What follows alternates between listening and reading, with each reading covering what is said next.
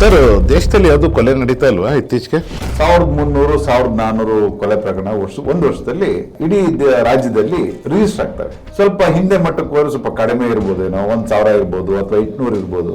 ಅಲ್ಲ, ಆಮೇಲೆ ಎಷ್ಟು ಜನಕ್ಕೆ ಗೊತ್ತಿರುತ್ತೆ 1000 ಕೊಲೆ ಆಗ್ತಾ ಇದೆ ವರ್ಷಕ್ಕೆ ಅಂದ್ಬಿಟ್ಟಿರ್ಲಿ. ಅದು ಪೇಪರ್ ಅಲ್ಲಿ ಮೇನ್ ಅಲ್ಲಿ ಏನ್ ಬಂದಿರುತ್ತೆ, ಈ ರೌಡಿಗಳು ಈ ರೀತಿ ಹೊಡೆದಾಡ್ಕೊಂಡು ಈ ರೀತಿ ಕೊಲೆ ಆಯ್ತು. ಡಾಕ್ಟರ್ ಕಿರಣ್ ಅಂತ ಹೇಳ್ಬಿಟ್ಟು ದಾವಣಗೆರೆ ಎಲ್ಲ ಒಂದು ಮರ್ಡರ್ ಕೇಸ್ ಆಯ್ತಲ್ಲ, ಮಂಗಳೂರಲ್ಲಿ ಮೊನ್ನೆ ಬಸ್ ಸ್ಟ್ಯಾಂಡ್ ಅಲ್ಲಿ, ಪುಣೆ ಕೇಸ್ ಇರ್ಬೋದು, ನಮ್ಮ IG Om Prakash ರಾವ್ದು murder cases ಇರ್ಬೋದು. ಈ ಸಂಸ್ಕಾರನ ಕಲಿಸೋದು ಮನೆಯಲ್ಲ ಅಥವಾ ಸ್ಕೂಲ್ ಅಲ್ಲ? ಮನೆಯೇ ಮೊದಲ ಪಾಠ ಶಾಲೆ, ಅದು ಅವಾಗ, ತಾಯಿಯೇ ಮೊದಲ ಗುರು. ಅದು ಅವಾಗ ಒಂದು ಭಾವನೆ ಇರುತ್ತೆ, ನಾನು ಏನೇ ಮಾಡಿದ್ರು ಏನೂ ಆಗಲ್ಲ. ನಿಮ್ಮ ಪ್ರಕಾರ ಕರ್ನಾಟಕದಲ್ಲಿ ಕ್ರೈಮ್ ರೇಟು ಇಲ್ಲಿ ತನಕ ಆ ಹಿಂದಿದೆ ಎಷ್ಟಿತ್ತು, ಎಷ್ಟು % ಜಾಸ್ತಿ ಆಗಿದೆ ಸರ್? ಸರ್, ಎವ್ರಿ ಇಯರ್ ಜಾಸ್ತಿ ಆಗ್ತಾ ಇದೆ. ಸೊ ದರ್ಶನ್ ಅವ್ರ ವಿಚಾರದಲ್ಲಿ ಇವಾಗ 14ನೇ ಆರೋಪಿ ನಾನು ನಿಜ ಹೇಳ್ತೀನಿ ಕೋರ್ಟ್ ಮುಂದೆ ಅಂತ ಹೇಳ್ತಾರೆ.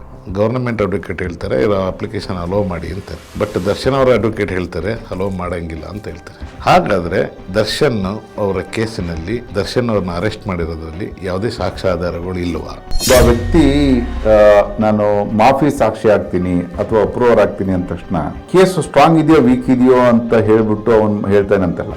ಫಾರ್ ಎಕ್ಸಾಂಪಲ್ ದರ್ಶನ್ ಅವ್ರ ಕೇಸಲ್ಲಿ ನಾನು ಹೇಳ್ತೀನಿ, ಒಳ್ಳೆ ಸ್ಟಾರ್ ನಟ ದರ್ಶನ್ ಅವ್ರು ಬಂದನ ಅಂತ ಹೇಳ್ಬಿಟ್ಟು ಒಂದು ನ್ಯೂಸ್ ಬಂತಲ್ಲ ಸರ್, ಕ್ಯಾನ್ ಯು ಇಮ್ಯಾಜಿನ್?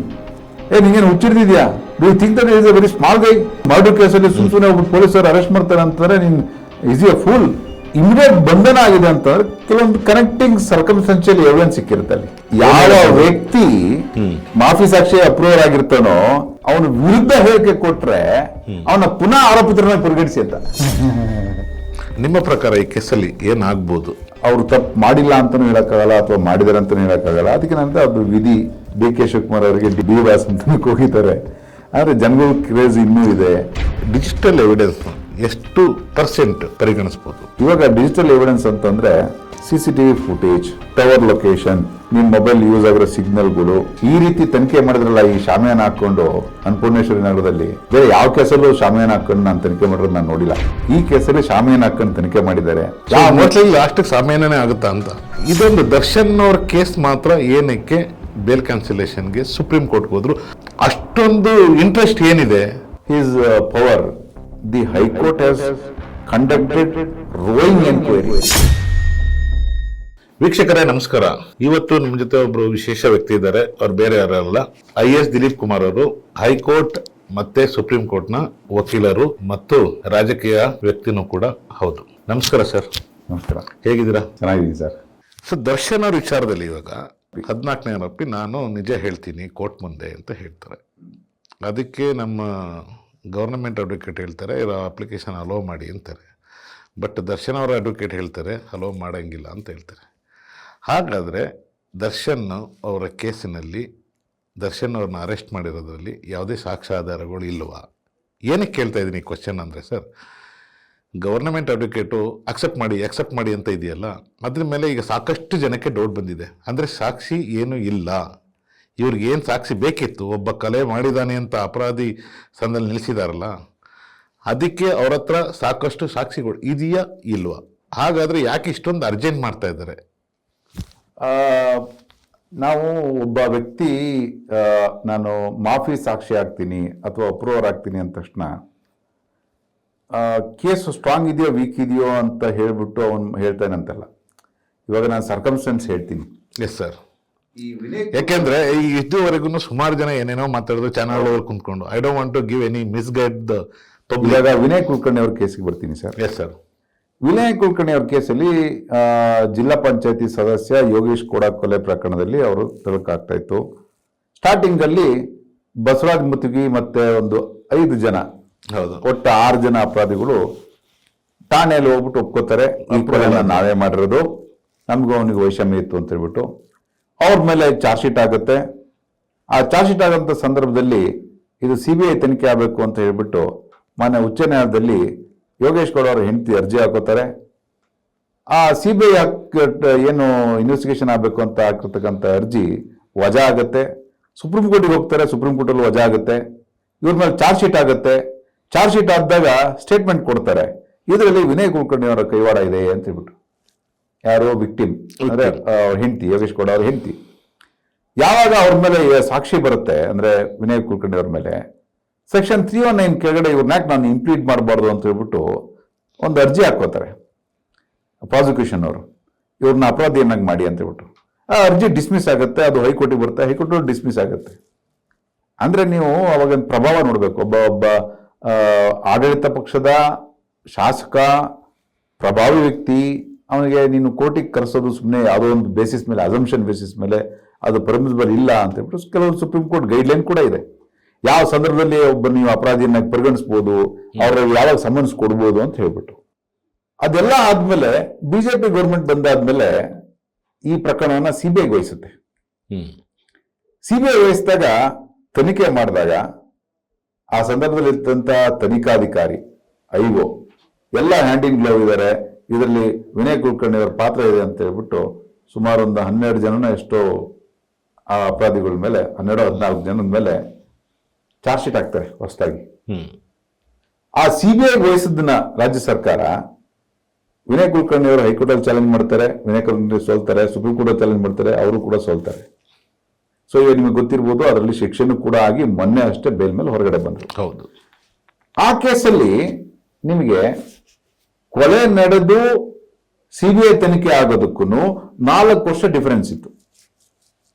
4 ವರ್ಷದಲ್ಲಿ ಸಾಕ್ಷಿಗಳನ್ನ ನೀವು 4 ಗಂಟೆಲಿ ನೀವು ಸಾಕ್ಷಿಗಳನ್ನ ನಾವು ಅಥವಾ ಸಾಕ್ಷ್ಯಾಧಾರಗಳನ್ನ ಚೇಂಜ್ ಮಾಡ್ಬೋದು, ಡೆಸ್ಟ್ರಾಯ್ ಮಾಡ್ಬೋದು, ಮಾಡ್ಬೋದು. ಹೌದು, ಆಯ್ತಾ, ಇಲ್ಲ ಅಂತಾನೂ ಮಾಡ್ಬೋದು.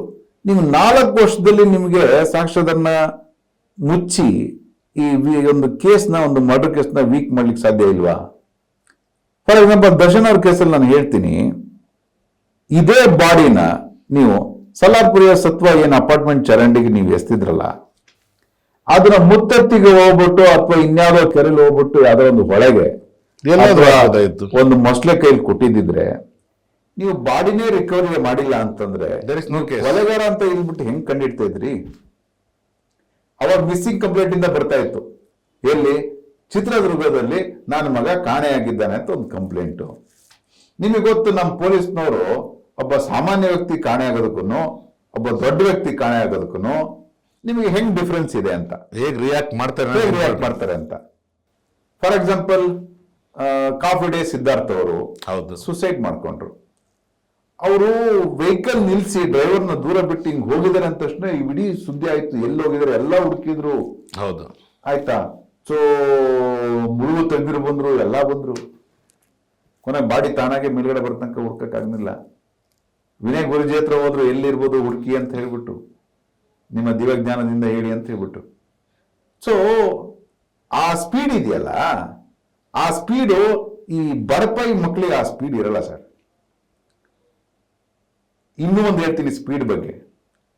ಒಬ್ಬ ಪ್ರಭಾವಿ ರಾಜಕಾರಣಿ, ಪ್ರಭಾವಿ ವ್ಯಕ್ತಿ ಒಂದು ರೆವಿನ್ಯೂ ಡಾಕ್ಯುಮೆಂಟ್ ನ ಖಾತೆ ಮಾಡಿಸ್ಕೊಳೋದಕ್ಕೂ, ಒಂದು ಪೋಡಿ ಮಾಡಿಸ್ಕೊಳೋದಕ್ಕೂ, ಒಬ್ಬ ಸಾಮಾನ್ಯ ವ್ಯಕ್ತಿ ಒಂದು ತನ್ನ ಇದ್ರದ್ದು ಆಸ್ತಿ ಪೋಡಿ ಮಾಡಿಸ್ಕೊಳ್ಳೋಂಥದ್ದಕ್ಕೂ ತುಂಬಾ ಬಹಳ ವ್ಯತ್ಯಾಸ ಇದೆ. ಹೌದು, ನಾನು ಅರ್ಜಿ ಹಾಕಿ 5 ವರ್ಷ ಆದ್ರೂ ಪೋಡಿ ಆಗಲ್ಲ. 5 ದಿನದಲ್ಲಿ ಆಗ್ಬಿಡುತ್ತೆ. ನಮ್ಮಪ್ಪ ಸತ್ತೋಗಿದ್ದಾನೆ, ನಮಗೆ ಮ್ಯೂಟೇಶನ್ ಮಾಡು, ಏನು ನಮ್ಮ ಲೀಗಲ್ ಏರ್ಸ್ನ ನೀನು ಖಾತೆಯಲ್ಲಿ ದಾಖಲಾತಿ ಮಾಡು ಅಂತಂದ್ರೆ, ನೀನ್ ಕಳ್ಳನಾರ ತಗೋಬಾ, ಯಾವ ಕಳ್ಳನಾರ ತಗೋಬಾ, ನಮ್ಮ ಕಾಲನೇ ಇಷ್ಟು ಅಂತ ಹೇಳ್ಬಿಟ್ಟು ಇರುತ್ತೆ.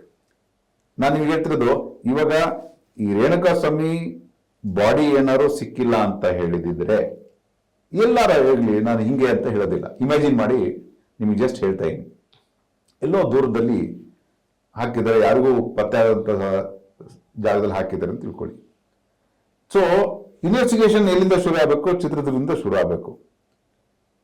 ಈ ಸ್ಪೀಡ್ ಇರ್ತಾ ಇರಲಿಲ್ಲ ಸರ್. ಆ ಸ್ಪೀಡ್ 1 ವಾರ 10 ದಿನ ಅಲ್ಲೆಲ್ಲ ಲೋಕಲ್ ಮ್ಯಾಕ್ಸಿಮಮ್ ಇರ್ತಾ ಇರೋರು, ಅಥವಾ CCTV ನೋಡ್ಕೊಂಡು ಆಯ್ತು ಬಿಡು ಎಲ್ಲ ಬೆಂಗಳೂರು ಕಡೆ ಕರ್ಕೊಂಡು ಹೋಗಿರ್ಬೋದು, ಈ ವೆಹಿಕಲ್ ಹುಡುಕ್ಸ್ತೀನಿ ಅಂತ ಹೇಳಿ 15 ದಿನ ಆಗಿರ್ತೈತ, ಅಟ್ಲೀಸ್ಟ್ ಅಷ್ಟೊತ್ತಿಗೆ ಮುಗ್ದೋಗ್ತೈತೆ ಕೇಸು. 15 1 ತಿಂಗಳಾಗಿರುತ್ತಾ? ಆ 15 1 ತಿಂಗಳಲ್ಲಿ ಬೇರೆ CCTV ಇಲ್ಲೆಲ್ಲ ಏನ್ ಸಿಕ್ಕಿದೆಯಲ್ಲ ಅದು ಆಟೋಮೆಟಿಕ್ ಡಿಲೀಟ್ ಆಗಿರೋದ? ಯಾಕಂದ್ರೆ ನಾನು ಹೇಳ್ತಿರೋದು, ಮನಸ್ಪಟ್ಟಿದ್ರೆ ಆತರ ಏನಾದ್ರೂ ಒಂದು ಮನೋಭಾವನೆ ಇಟ್ಕೊಂಡಿದ್ರೆ ಇವ್ರುಗಳು, ಇವಾಗ ಏನು ಅಪರಾಧಿ ಸ್ಥಾನದಲ್ಲಿ ಇದ್ದಾರೆ, ಅವ್ರು ಅವಾಗ್ಲೂ ಮಾಡೋದಾಯ್ತು. ಹಿಂದಿನ ದಿನ 2 ದಿನ ಮುಂಚೆನು ಬೇಕಂದಿದ್ರೆ ಯಾರು ಮಾಡಲ್ಲ ಅಂತ ಹೇಳ್ತಿರ್ಲಿಲ್ಲ. ಇಲ್ಲ, ನಮ್ಮಲ್ಲಿ ಒಂದಿದೆ, ನೀನು ಅಪರಾಧಿಯಾಗಿ ನೀನು ಏನೇ ಪ್ರಿಕಾಷನ್ ತಗೋ sir, you going to be caught somewhere. ಇಲ್ಲ, ಏನಾರೋ ಒಂದು ಎವಿಡೆನ್ಸ್ ಬಿಟ್ಟೇ ಹೋಗಿರ್ತೇನೆ ನೀನು ಬಿಡದೇ ಹೋಗ್ಲಿಕ್ಕೆ ಸಾಧ್ಯನೇ ಇಲ್ಲ. ನಿಮಗೆ ಅನ್ಟ್ರೇಸ್ಡ್ ಮರ್ಡರ್ಸ್ ಕೇಸಸ್ ಎಷ್ಟಿದೆ ನೀವು ಲೆಕ್ಕ ಹಾಕೊಳ್ಳಿ. Very rare. ನಮ್ಮಲ್ಲಿ ಆರ್.ಟಿ. ನಗರದಲ್ಲಿ ಪಾಪ ಒಂದು ತಂದೆ ತಾಯಿ ಮತ್ತೆ ಸಣ್ಣ ಮಗುನ ಮರ್ಡರ್ ಮಾಡಿರ್ತಾರೆ. ಆ ಮನೆ ಕೆಲಸದವರು ಅವರೆಲ್ಲ ಈ ಕಡೆ ವೆಸ್ಟ್ ಬೆಂಗಾಲ್ ಕಡೆಯವರು. ಹೌದು. ಏನ್ ಮಾಡಿರ್ತಾರೆ, ಅವರು ಇಲ್ಲಿಂದ ಬಿಟ್ಟು ನಾವು ಡೆಲ್ಲಿಗೆ ಹೋಗೋಣ ಊರಿಗೆ, ಪ್ರೊಫೆಸರ್ ಸಚ್ದೇವ್ ಅಂತ ಹೇಳ್ಬಿಟ್ಟು ಹೋಗೋಣ ಅಂತ ಡಿಸೈಡ್ ಮಾಡಿರ್ತಾರೆ. ಖಾಲಿ ಸೂಟ್ ಕೇಸ್ ತಂದಿರ್ತಾರೆ. ಇನ್ನು ಬ್ಯಾಂಕಿಂದ ಹೋಗಿ ದುಡ್ಡು ತಂದಿರಲ್ಲ. ಈ ಕೆಲಸದವ್ರು ಏನಂತ ಖಾಲಿ ಸೂಟ್ ಕೇಸಲ್ಲಿ ಆಲ್ರೆಡಿ ಹಣ ಇದೆ, ಇವನ್ನ ಕೊಲೆ ಮಾಡೋಣ ಅಂತ ಕೊಲೆ ಮಾಡ್ಬಿಟ್ಟು ಖಾಲಿ ಸೂಟ್ ಕೇಸ್ ನೋಡ್ತಾರೆ, ಏನೂ ಇರಲ್ಲ. ಅವ್ರ ಹತ್ರ ಇರ್ತಕ್ಕಂಥ ಚಿನ್ನಾಗಿನ್ನ ಸಣ್ಣ ಪುಟ್ಟದ್ದು ಏನಿರ್ತೋ ಅದನ್ನ ಎತ್ಕೊಂಡು ರೈಲ್ ಎತ್ಕೊಂಡು ಹೋಗ್ಬಿಡ್ತಾರೆ ಸರ್. ಅವ್ರು ಪೂವಯ್ಯ ಅಂತ ಹೇಳ್ಬಿಟ್ಟು ಏನೋ ಇನ್ಸ್ಪೆಕ್ಟರ್ ಇರ್ತಾರೆ. ಸರ್ ಇನ್ವೆಸ್ಟಿಗೇಷನ್ ಮಾಡಕ್ಕೆ ಆಗಿಲ್ಲ ಸರ್, ಎಲ್ಲಿ ಅಂತ ಪತ್ತೆ ಮಾಡಕ್ಕಾಗಿಲ್ಲ. ಸುಮಾರು ಒಂದು 1.5 ವರ್ಷ ಆದ್ಮೇಲೆ ಆರೋಪಿಗಳನ್ನ ವೆಸ್ಟ್ ಬೆಂಗಾಲ್ ಅಲ್ಲಿ ಮಾರು ವೇಷದಲ್ಲಿ ಹೋಗಿ ಹಿಡ್ಕೊ ಬರ್ತಾರೆ. ಆಯ್ತಾ? ಸೊ ಈ ಮಾರು ವೇಷದಲ್ಲಿ ಹಿಡ್ಕೊ ಬಂದ್ರ 2 ವರ್ಷ ಆದ್ಮೇಲೆ ಅವರು ಕೂಡ ಅಪರಾಧಿ ಇವಾಗೆಲ್ಲ ಬಿಡುಗಡೆ ಆಗಿರ್ಬೋದು, ಶಿಕ್ಷೆ ಆಗಿರೋದು ನನಗೆ ಅನುಮಾನ. ಆಯ್ತಾ? ನಾನು ನಿಮ್ಗೆ ಹೇಳ್ತಾ ಇದ್ದೀನಿ. ಸೊ ಈ ಸ್ಪೀಡ್ ಇದೆಯಲ್ಲ, ಐ ಮೀನ್ ಕೆಲವೊಂದು ಅನ್ಟ್ರೇಸ್ಡ್ ಕೇಸಸ್ ಅಂತ ಹೇಳ್ಬಿಟ್ಟು ಎಷ್ಟು ಕಷ್ಟ ಇರುತ್ತೆ. ಬಟ್ ವೆರಿ ರೇರ್ ಸರ್ ಅದು. ಎಲ್ಲ ಕೇಸಲ್ಲೂ ಅನ್ಟ್ರೇಸ್ ಆಗಕ್ಕೆ ಸಾಧ್ಯ ಇಲ್ಲ. ಯಾವುದೇ ಒಬ್ಬ ವ್ಯಕ್ತಿ ಒಂದು ಚಿಕ್ಕಮಂಗ್ಳೂರದೊಂದು ಅದ್ಭುತವಾದ ಸ್ಟೋರಿ ಹೇಳ್ತೀನಿ ನಾನು ನಿಮಗೆ. ಚಿಕ್ಕಮಂಗ್ಳೂರಲ್ಲಿ ಒಬ್ಬ doctor, very soft person. Okay, ಕ್ಲಿನಿಕ್ಕಿಗೆ ಹೋಗಿದ್ದಾಗ ಅವ್ರ ಹೆಂಡತಿ ಮನೆ ಒಳಗಡೆ ಇದ್ರು. ಅವ್ರ ಹೆಂಡತಿನ ಯಾರೋ ವೈರಿಂದ ಇದು ಕಟ್ಬಿಟ್ಟು, ಯಾವ್ದು ಐರನ್ ಬಾಕ್ಸ್ ವೈರ್ ಇರುತ್ತಲ್ಲ ಅದ್ರಲ್ಲಿ ಕಟ್ಬಿಟ್ಟು ಸಾಯಿಸ್ಬಿಟ್ಟು ಹೋಗಿರ್ತಾರೆ. FIR ಆಗುತ್ತೆ. FIR ಆದಾಗ ಯಾರ ಮೇಲೂ ಕೂಡ ಸಂಶಯ ಬರಲ್ಲ. ಗಂಡನ್ ಬಿಟ್ರೆ ಇನ್ಯಾರ ಮೇಲೂ ಕೂಡ ಸಂಶಯ ಬರಲ್ಲ, ಯಾಕೆಂದ್ರೆ ಇದ್ದಿದೆ ಗಂಡ ಅಲ್ಲ ಮನೆ. ಹೌದು. ಡಾಕ್ಟರ್ನ ಅರೆಸ್ಟ್ ಮಾಡ್ತಾರೆ ಸರ್. ಡಾಕ್ಟರ್ನ ಅರೆಸ್ಟ್ ಮಾಡಿ ನಿಮಗೆ ಚಾರ್ಜ್ ಶೀಟ್ ಹಾಕ್ತಾರೆ. ಇವನೇ ಅಪರಾಧಿ, ಹೆಂಡತಿ ಕಂಡ್ರೆ ಇಷ್ಟ ಇರಲಿಲ್ಲ ಅಂತ ಹೇಳಿ ಒಂದು ಸ್ವಲ್ಪ ಜನದ ಸ್ಟೇಟ್ಮೆಂಟ್ ಎಲ್ಲ ತಗೋಬಿಟ್ಟು ಅವ್ರನ್ನ ಜೈಲಿಗೆ ಹಾಕ್ಬಿಟ್ಟು ಬೇಲು ಕೂಡ ಸಿಕ್ಕಿರಲ್ಲ ಸರ್. ಒಂದು 6 ತಿಂಗಳಾದ್ಮೇಲೆ ಸರ್ ಶಿವಮೊಗ್ಗದಲ್ಲಿ ಯಾವುದೋ ಒಂದು ರಾಬರಿ ಕೇಸಲ್ಲಿ ಒಂದು 4 ಜನ ಆರೋಪಿಗಳು ಸಿಗ್ತಾರೆ. ಅವ್ರನ್ನ ಸಪರೇಟ್ ಆಗಿ ಕೂರಿಸ್ಕೊಂಡು ನಮ್ಮ ಪೊಲೀಸ್ ಸಿಸ್ಟಮ್ ಅಲ್ಲಿ ತನಿಖೆ ಮಾಡಿದಾಗ, ನೀವು ಎಲ್ಲೆಲ್ಲಿ ರಾಬರಿ ಮಾಡಿದ್ರೆ ಹೇಳಪ್ಪ ಅಂದಾಗ, ಈ ಚಿಕ್ಕಮಗಳೂರು ಡಾಕ್ಟರ್ ಮನೇಲಿ ಮಾಡಿದ್ವಿ ಸರ್ ಅಂತಾರೆ. ಮಾಡಿದಾಗ ಏನಾದ್ರು ಕೊಲೆ ಮಾಡಿದ್ರೆ, ಹೌದು ಸರ್ ಅಲ್ಲಿ ಇದ್ರು ಮೇಡಮ್, ಅವ್ರಿಗೆ ಯಾಕಂಡು ಕೊಲೆ ಮಾಡಿದ್ವಿ ಅಂತ. ಅಲ್ಲಿನ ಫಿಂಗರ್ ಪ್ರಿಂಟ್ ಚಿಕ್ಕಮಂಗ್ಳೂರ್ದು ಏನು ಫಿಂಗರ್ ಪ್ರಿಂಟ್ ಬ್ಯೂರೋ ಅವ್ರು ಬಂದ್ಬಿಟ್ಟು ಅಲ್ಲಿದ್ದು ಏನೇನು ಫಿಂಗರ್ ತಗೊಂಡಿದ್ರಲ್ಲ, ಇವರು ಶಿವಮೊಗ್ಗದಲ್ಲಿ ಸಿಗ್ತಕ್ಕಂಥ ಅಪರಾಧಿಗಳ ಫಿಂಗರ್ ಪ್ರಿಂಟ್ ಟ್ಯಾಲಿ ಆಯ್ತು. ಅಲ್ಲ, ಈಗ ಡಾಕ್ಟರ್ನ ಅರೆಸ್ಟ್ ಮಾಡಿ FIR ಎಲ್ಲ ಹಾಕ್ಬಿಟ್ಟು ಅರೆಸ್ಟ್ ಮಾಡಿದ್ರಲ್ಲ, ಯಾವ ಆಧಾರದ ಮೇಲೆ ಮಾಡಿದ್ರು? ಈ ಫಾರೆನ್ಸಿಕ್ ಹೆಂಗಿದ್ರು ಮಾಡೇ ಮಾಡ್ತಾರೆ ಸರ್. 2 ಪ್ರಭಾವ ಇರುತ್ತೆ ಸರ್. ಒಂದು ಮರ್ಡರ್ ಆಗಿದೆ, ನೀನೊಂದು ತನಿಖೆ ಮಾಡಿ ಆರೋಪಿ ಕಂಡಿಡಿದಿಲ್ಲ ಅಂತಂದ್ರೆ ನಿನ್ನ ಸಸ್ಪೆಂಡ್ ಮಾಡ್ತೀನಿ ಅಂತ ಮೇಲಾಧಿಕಾರಿಗಳು ಇನ್ಸ್ಪೆಕ್ಟರ್ಗೆ ಹೇಳ್ತಾರೆ. ಆಯ್ತಾ? ಅಲ್ಲಿ ರಾಜಕೀಯ ಒತ್ತಡ ಬರುತ್ತೆ. ಒಬ್ಬ ಇನ್ಸ್ಪೆಕ್ಟರ್ ಏನ್ ಮಾಡ್ತಾನೆ, ಇರೇ 3 ಜನ, ಇವನು ಫಿಕ್ಸ್. ಅದೇ ಸಣ್ಣ ಮಕ್ಳು ಆಟಾಡ್ತಾರಲ್ಲ ಡಾಮ್ ಡೂಮ್ ಅಂತ ಹೇಳ್ಬಿಟ್ಟು, ಯಾವ ಸಿಗ್ತಾರೋ ಅವ್ರಿಗೆ ಹಾಕ್ಬಿಟ್ರು. ಅವನ್ ಬಚಾವ, ಇನ್ಸ್ಪೆಕ್ಟರ್ ಬಚಾವ, ಅವ್ರು ಸೇಫ್ ಅರೆಸ್ಟ್ ಮಾಡಿದೀನಿ ಸರ್ ನಾನು, ಇವರೇ ಮಾಡಿದ್ರು ಸರ್, ನೋಡಿ ಈ ತರ ಎಲ್ಲ ಪ್ರೂಫ್ ಇದೆ ಸರ್. ಅವಾಗ ಕಿಂಗು ಸಿಂಗ್ ಅವನೇ ಬಂದಿದ್ದು ಸರ್, ಅವನೇ ಲಾಸ್ಟ್ ವಿಸಿಟ್, ಅವನೇ ಬಂದು ಲಾಸ್ಟ್ ಇಂದ ಅವನೇ ಹೋದ್ರು. ಅದಾದ್ಮೇಲೆ ಯಾರು ಬಂದಿಲ್ಲ ಸರ್ ಅಂತ ಹೇಳ್ಬಿಟ್ಟು ಎವಿಡೆನ್ಸ್ ಸಾಕ್ಷಿ ಕ್ರಿಯೇಟ್ ಮಾಡಿ ಚಾರ್ಜ್ ಶೀಟ್ ಹಾಕಿದ್ರು. 6 ತಿಂಗಳಾದ್ಮೇಲೆ ಯಾವಾಗ ಇವರೇ ಅಂತ ಗೊತ್ತಾಯ್ತೋ, ಅವ್ರು ಹೇಳಿಕೆ ಕೊಟ್ರು ಆ ಕೇಸಲ್ಲಿ ನಾವು ಇದ್ರಲ್ಲಿ ತಪ್ಪು ಮಾಡಿದೀವಿ ಅಂತ ಹೇಳ್ಬಿಟ್ಟು, ರಾಜ್ಯ ಸರ್ಕಾರ ಗೊತ್ತಾಗುತ್ತೆ ಇದು ಸುಳ್ಳು ದೋಷಾರೋಪಣೆ ಪಟ್ಟಿಯನ್ನು ಒಬ್ಬ ಡಾಕ್ಟರ್ ಮೇಲೆ ಹಾಕಿದೀವಿ ಅಂತ ಹೇಳ್ಬಿಟ್ಟು ಇಮಿಡಿಯೇಟ್ ರಾಜ್ಯ ಸರ್ಕಾರ ನಿರ್ದೇಶನ ಕೊಡುತ್ತೆ, ಅವ್ರನ್ನ ಬಿಡಿ ಅಂತ ಹೇಳ್ಬಿಟ್ಟು ಇಮಿಡಿಯೇಟ್ ಅವ್ರನ್ನ ಖುಲಾಸೆ ಮಾಡ್ಬಿಟ್ಟು ಚಾರ್ಜ್ ಶೀಟ್ ನ ಕ್ಲೋಸ್ ಮಾಡ್ಬಿಟ್ಟು ಅವ್ರನ್ನ ಹೊರಗಡೆ ಬಿಟ್ಟು ಕ್ಷಮಾಪಣೆ ಕೇಳ್ತಾರೆ. ಅಲ್ಲ ಮುಗಿತಾ? ಮುಗಿದಿದ್ ಬೇರೆ. ನಮ್ಗೆ ಯಾವುದೇ ಒಬ್ಬ ವ್ಯಕ್ತಿ ಏನಾದ್ರೂ ಒಂದು ಬಿಟ್ಟು ಹೋಗ್ತಾನೆ ಸರ್. ಹೇಗಾದ್ರೂ ಒಬ್ಬ ಸಿಗಾಕತ್ತಾನೆ. ಅನ್ಕೊಂಡ್ರೆ ನಾನು ತುಂಬಾ ಬುದ್ಧಿವಂತ, ನಾನು ಸಿಗಾಕಣದೇ ಇಲ್ಲ ಅಂತ ಹೇಳ್ಬಿಟ್ಟು ಅದು ನಮ್ಮ ಮೂರ್ಖತನ ಅಂತ ಹೇಳ್ಬೋದು. ಸೊ ನೆಟ್ಫ್ಲಿಕ್ಸ್, ಅಮೆಝಾನ್ ಅಲ್ಲಿ ಬರೋ ಸಿನಿಮಾಗಳು, ಕ್ರೈಮ್ ಹೌದು. ಸ್ಟೋರಿಗಳಿಗಿಂತ ಡಿಫ್ರೆಂಟ್ ಆದ್ರೆ ಆದ್ರೆ ಆದ್ರೆ ಈ ಸಾಕ್ಷಿ ಇರ್ತಾವಲ್ಲ, ಕಲೆಕ್ಷನ್ ಆಫ್ ಎವಿಡೆನ್ಸಸ್, ಅದು ಡಿಲೇ ಆದಾಗೂ ಕೂಡ ಅದ್ರದ್ದು ಸ್ಯಾಂಟಿಟಿ ತುಂಬಾ ಕಡಿಮೆ ಆಗುತ್ತೆ. ಓಕೆ, ಅದ್ರದ್ದು ವ್ಯಾಲ್ಯೂ ತುಂಬಾ ಯಾವ ತರ ಕಡಿಮೆ ಆಗುತ್ತೆ ಅಂತ. ಫಾರ್ ಎಕ್ಸಾಂಪಲ್, ಇವಾಗ ಹ್ಮ್ ರೇಣುಕಾ ಸ್ವಾಮಿನ ನಾವು ಕಿಡ್ನಾಪ್ ಮಾಡಿದಾರೋ ಇಲ್ವೋ ನಾನು ತನಿಖೆ ಮಾಡ್ತೀನಿ, ನಾಳೆ ಬಾ ನಾಡಿದ್ ಬಾ ಅಂತ ಹೇಳಿ ಒಂದ್ ವಾರ ಅಲ್ಲೇ ತಳ್ಳಿದ್ರೆ ಸರ್, ಇಲ್ಲಿ ಕರ್ಕೊಬಂದು CCTV ಫುಟೇಜ್ ಏನೇನು ಇರುತ್ತೆ, ಫಾರ್ ಎಕ್ಸಾಂಪಲ್ ನಿಮ್ ಟೋಲ್ ಅಲ್ಲಿ ಅವ್ರದ್ದು ಕೆಪಾಸಿಟಿ ಟು ಸ್ಟೋರೇಜ್ ಒಂದು ವಾರ 3 ದಿನ ಮಾತ್ರ ಇರುತ್ತೆ ಸರ್. ಹೌದು. ಅದು ಡಿಲೀಟ್ ಆಯ್ತು ಅಂತಂದ್ರೆ ನೀವು ಹೆಂಗೆ ಕನೆಕ್ಟ್ ಮಾಡ್ತೀರಿ? ಇಲ್ಲೂ ಕೂಡ ಡಿ ಬಾಸ್ತು ಜೀಪ್ ಆಯ್ತು, ಕಾರ್ ಆಯ್ತು, ಒಳಗಡೆ ಇದ್ರು ಅಂತ ಬಿಟ್ಟು ನೀವೆಲ್ಲ ಜೀಪ್ ಏನಕ್ಕೆ ಹೋಯ್ತು ಗ್ರಾಚಾರಕ್ಕೆ ಗೊತ್ತಿಲ್ಲ ಬಟ್ ಆ ಟೈಮ್ ಟೋಲ್ ಲೊಕೇಶನ್ ಅಲ್ಲೇ ಇತ್ತು ಅಂತ ಹೇಳ್ತೀರಿ, ಆಯ್ತಾ? ಇದೆಲ್ಲ ಅಲ್ಲಿ ಏನಾದ್ರು ಲೇಟ್ ಆಗಿದ್ರೆ ಇಲ್ಲಿ ಈ ರೀತಿ ಮೆಟೀರಿಯಲ್ ಸಿಗ್ತಾ ಇರಲಿಲ್ಲ ನಿಮ್ಗೆ. You cannot even arrest Darshan, ಯಾಕಂದ್ರೆ ಒಬ್ಬ ವ್ಯಕ್ತಿನ ಅರೆಸ್ಟ್ ಮಾಡೋದಂತ ಇದೆಯಲ್ಲ, ಒಂದು ನ್ಯೂಸ್ ಕೇಳಿದಿಲ್ಲ ಇಮಿಡಿಯೇಟ್. ಹೌದು. ಸೊ ನನಗೆ ಏನಾಯ್ತು, ಯಾರೋ ಒಬ್ರು ಫೋನ್ ಎಲ್ಲ ಸುಮ್ಮನೆ ಫೇಸ್ಬುಕ್ ಇದು ಮಾಡಿದೆ, ಡಾಕ್ಟರ್ ಪುನೀತ್ ರಾಜ್ಕುಮಾರ್ ಇನ್ನಿಲ್ಲ ಅಂತ. ನನ್ನ ಮಕ್ಕಳು ಫೇಕ್ ನ್ಯೂಸ್ ಹಾಕ್ತಾರೆ, ಈ ಥರನೂ ಹಾಕ್ತಾರ, ಇಂಥವ್ರಿಗೆಲ್ಲ ಏನಾದ್ರು ಮಾಡಲೇಬೇಕು ಅಂತ. ಇಲ್ಲ ನೋಡ್ತೀನಿ repeated, you cannot even digest. Correct. ನಾನು ಅದನ್ನ ಒಬ್ಬ ಒಳ್ಳೆ ಸ್ಟಾರ್ ನಟ ಅಂದ್ರೆ ಹಲವಾರು ಕನ್ಸ್ಕೊಂಡಿರ್ತೀವಿ, ಮುಂದೆ ಯಾವ ತರ ಒಂದಿನ ಸಿಗ್ತಾರೆ, ನಾವು ಅವ್ರನ್ನ ಭೇಟಿ ಮಾಡ್ಬೇಕು ಅಂತ ಹೇಳ್ಬಿಟ್ಟು, ಅಂತ ವ್ಯಕ್ತಿ ಆಲ್ ಆಫ್ ಎ ಸಡನ್ ತೀರ್ಕೊಂಡು ಹೋದ್ರು ಅಂತಂದ್ರೆ ಅದು ವಯಸ್ಸಿಲ್ಲ ಹುಡುಗ, ಅದನ್ನ ನಮಗೆ ಡೈಜೆಸ್ಟ್ ಮಾಡ್ಕೊಳಕ್ಕಾಗಲ್ಲ.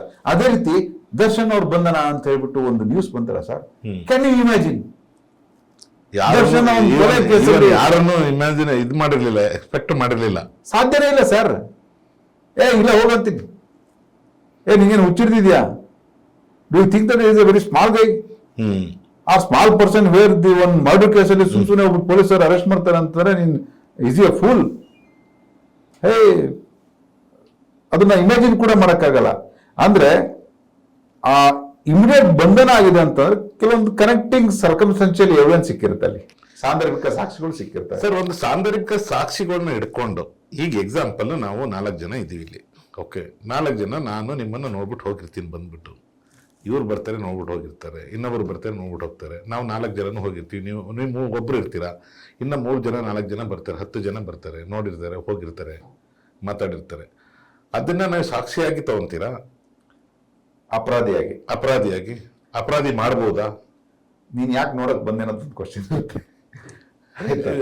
ನಾನು ಏನೇನೋ ಬಿಸ್ನೆಸ್ ಮಾಡ್ತಾ ಇರ್ತೀನಿ. Correct. That will come only in the trial, not now. Because suppression of certain facts. See, if you are an informant, anybody can be an informant. ದೂರುದಾರ ಯಾವುದೇ ವ್ಯಕ್ತಿ ಕೂಡ ದೂರುದಾರ ಆಗಿರ್ಬೋದು. ನಾನು ಇದರಲ್ಲಿ ದರ್ಶನ್ ಅವರು ಖಂಡಿತವಾಗ್ಲೂ ಅವರು ಅಪರಾಧಿ ಅಂತ ನಾನು ಹೇಳ್ತಾ ಇಲ್ಲ. ಕೆಲವೊಂದು ಸಂದರ್ಭ ಏನಿದೆ, ಆ ಸಂದರ್ಭದಿಂದ ಅವ್ರನ್ನ ಅಪರಾಧಿಯನ್ನಾಗಿ ಮಾಡಿದ್ದಾರೆ. ನಾನೆಲ್ಲ ಕೆಲವೊಂದು ಸ್ವಯಂಕೃತ ಅಪರಾಧದಿಂದ ಅವರಿಗೆ ಬೇಲ್ ಕೂಡ ವಜಾ ಆಗಿದೆ. ಕೆಲವೊಂದು ಸ್ವಯಂಕೃತ ಅಪರಾಧ ಗೊತ್ತಿಲ್ದೇನೋ ಅಥವಾ ಅವ್ರ ವಿಧಿವರ ಹಂಗಾಗಿದೆ. ಇವಾಗ 3ನೇದು, ನಾನು ಬಸವರಾಜ್ ಮುತ್ಕಿ ಹೇಳ್ತಾ ಇದ್ದೆ ವಿನಯ್ ಕುಲಕರ್ಣಿ ಕೇಸಲ್ಲಿ, ಅದರಲ್ಲಿ ಬಸವರಾಜ್ ಮುತ್ಕಿ ಅವರು ಆರೋಪಿ ನಂಬರ್ 1, ನಾನು ಅಪ್ರೂವರ್ ಆಗ್ತೀನಿ ಅಂತ ಹೇಳ್ಬಿಟ್ಟು ಬಂದ್ರು. ಅಂತ ಕೇಸಿಗೆ ಸರ್, ಯಾಕಂದ್ರೆ ಮರ್ಡರ್ ನಡೆದ್ರೆ 2016ನೇ ಇಸ್ವಿ ಅಂತ ಇಟ್ಕೊಳ್ಳಿ, 15-16, CBI ತನಿಖೆಗೆ ಆರ್ಡರ್ ಆಗಿದೆ 2019 ಅನ್ಕೊಳ್ಳಿ, 2021 ಆಯ್ತಾ, ಸುಮಾರು ವರ್ಷ ಗ್ಯಾಪ್ ಇದೆ. ಆ ಕೇಸಲ್ಲಿ ಸಾಕ್ಷಿಗಳೇ ಕಷ್ಟ, ಸಾಕ್ಷಿ ಹೇಳೋದೇ ಕಷ್ಟ, ಇವ್ರ ಮೇಲೆ ಬಲವಾದ ಸಾಕ್ಷಿಗಳು ಸಿಗ್ತಾ ಇಲ್ಲ. ಅಂತ ಸಂದರ್ಭದಲ್ಲಿ ಬಸವರಾಜ್ ಮುತ್ಕಿ ಅಂತ ಹೇಳ್ಬಿಟ್ಟು ನಾನು ಅಪ್ರೂವರ್ ಆಗ್ತೀನಿ, ಮಾಫಿ ಸಾಕ್ಷಿ ಆಗ್ತೀನಿ ಅಂತ ಬಂದ್ರೆ ಪ್ರಾಸಿಕ್ಯೂಷನ್ ಅವರು ಹಾರ ಹಾಕ್ಬಿಟ್ಟು ವೆಲ್ಕಮ್ ಮಾಡ್ತಾರೆ, ಪ್ಲೀಸ್ ಕಮ್, ನಮಗೆ ಯಾವುದೇ ರೀತಿ ಸಾಕ್ಷಿ ಇಲ್ಲ, ನೀನೊಬ್ಬ ಆರೋಪಿತನಾಗಿ ನೀನ್ ಸಾಕ್ಷಿ ಹೇಳ್ತೀನಿ, ನಾನು ಕ್ಷಮಿಸಿ ಅಂತ ಬಂದಿದ್ಯಲ್ಲ, ನನಗೆ ಬಲವಾದ ಸಾಕ್ಷಿ ಸಿಕ್ತಂಗೆ, ಒಂದು 10 ಜನ ಇಂಡಿಪೆಂಡೆಂಟ್ ಸಾಕ್ಷಿಗಳು ಸಿಕ್ತಂಗೆ ಅಂತ ಹೇಳ್ಬಿಟ್ಟು ಫೀಲಿಂಗ್ ಬರುತ್ತೆ, ಆಯ್ತಾ? ಅಂದ್ರೆ ಪ್ರಾಸಿಕ್ಯೂಷನ್ಗೆ ತುಂಬಾ ಖುಷಿ ಆಗುತ್ತೆ. ಅದೇ 4,000 ಪುಟ ನೀವು ಚಾರ್ಜ್ ಶೀಟ್ ಹಾಕ್ಬಿಟ್ಟು 250 ಜನ ಸಾಕ್ಷಿಗಳನ್ನ ಮಾಡ್ಬಿಟ್ಟು 14ನೇ ಆರೋಪಿ ಪ್ರದೋಷ್ ಅಂತ ಹೇಳ್ಬಿಟ್ಟು ಮಾಫಿ ನಾನು ಇದರಲ್ಲಿ ಅಪ್ರೂವರ್ ಆಗ್ತೀನಿ, ನಂದು ಸಾಕ್ಷಿ ವಿಚಾರಣೆ ಮಾಡಿ ಅಂತ ಅರ್ಜಿ ಹಾಕಿದ್ರೆ ಪ್ರಾಸಿಕ್ಯೂಷನ್ ಅವರು ಸಂತೋಷ ಯಾಕೆ ಪಡಬೇಕು? ಈ ಸೋ ಇಂಟ್ರೆಸ್ಟೆಡ್.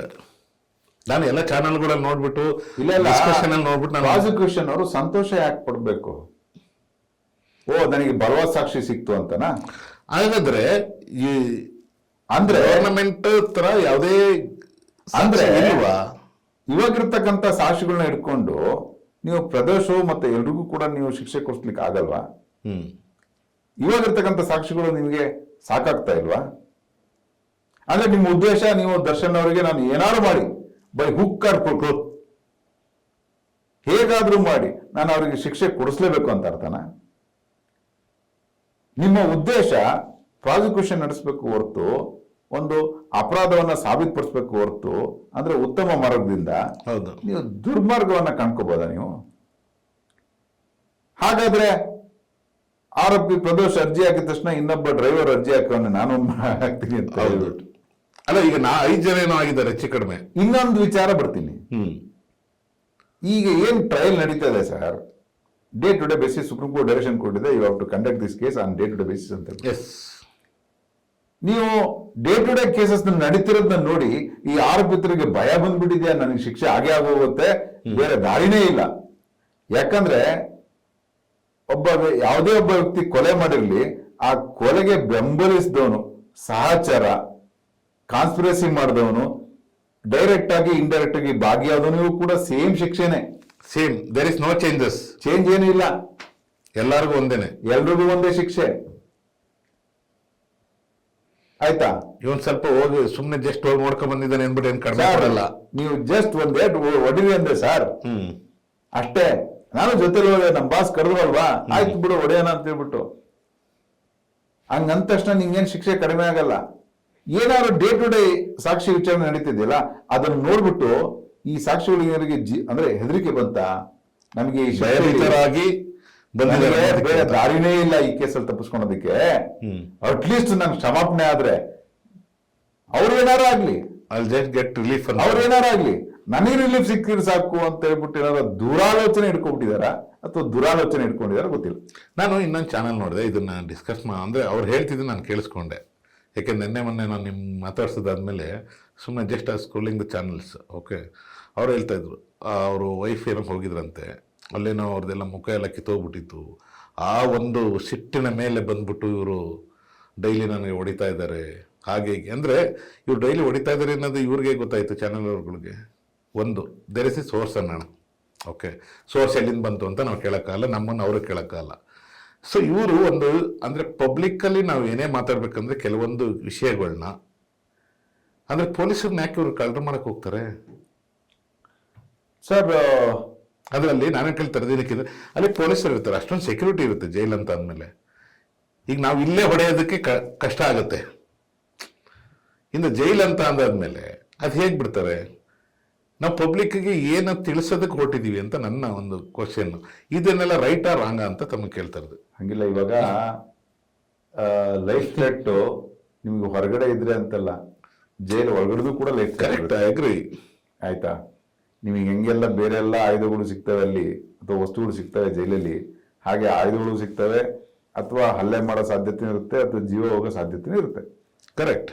ಸೊ ಏನಾರು ಒಬ್ಬ ನಾನು ಇವಾಗ ಅಪ್ರೂವರ್ ಆಗ್ತೀನಿ ಅಂತಂದ್ರೆ he need something to cook. ಇಲ್ಲ, ಇವಾಗ 14 ಜನ ಆರೋಪಿ ಅಂತ ಇಟ್ಕೊಳ್ಳಿ, ಹಾ, ಒಬ್ಬ ಹೇಳ್ತಾನೆ ಎಲ್ಲರ ಮುಂದೆ ಹೋದ್ರೆ ಆ 14 ಜನಕ್ಕೆ ಸಿಟ್ಟು ಬರಲ್ವಾ? ಇವನೊಬ್ಬ ಸಾಕ್ಷಿ ಕೊಟ್ಟಿದ್ರಿಂದ ನಾವೆಲ್ಲ ಇವನಿಂದಾಗಿ ನಾವು ಕನ್ಫರ್ಮ್ ಗ್ಯಾರಂಟಿ ಜೈಲಲ್ಲೇ ಇರ್ತೀವಿ, ಇವನ್ ಯಾಕೆ ಬಿಡ್ಬೇಕು, ಇವನ್ ಇದ್ರೆ ತಾನೆ ಅಂತ ಬಿಟ್ಟು ಸಿಟ್ಟು ಬರಲ್ವಾ? ಹೆಂಗಿರೋ ಒಂದಾಗಿತ್ತೆ ಇನ್ನೊಂದಾಗ್ಬಿಡ್ಲಿ ಅಂತ ಅವನಿಗೆ ಜೀವ ಭಯ ಬಂದೇ ಬರುತ್ತೆ. ಅವನು ಅದಕ್ಕೆ ಪೊಲೀಸ್ ಜೈಲ್ ಸೂಪರಿಂಟೆಂಡೆಂಟ್ ಹತ್ರ ಆಗ್ಲಿ ಅಥವಾ ಕೋರ್ಟ್ ಹತ್ರ ಆಗ್ಲಿ ನನ್ನ ಸಪರೇಟ್ ಬ್ಯಾರಕ್ ಇಡಿ ಸ್ವಾಮಿ, ನನಗೆ ಪೊಲೀಸ್ ಪ್ರೊಟೆಕ್ಷನ್ ಕೊಡಿ ಅಂತ ಕೇಳೋದ್ರಲ್ಲಿ ಏನ್ ತಪ್ಪಿಲ್ಲ.